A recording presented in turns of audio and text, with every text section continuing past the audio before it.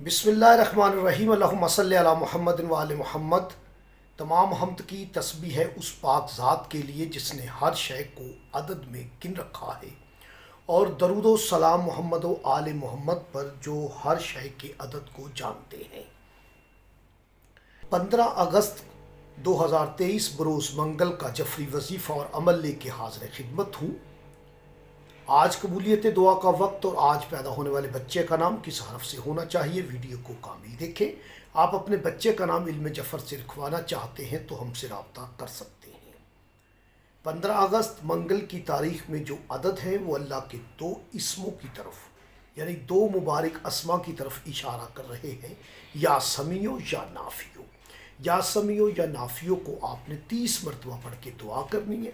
अव्वल व आखिर 11-11 मरतबा दुरूद शरीफ ज़रूर पढ़ें।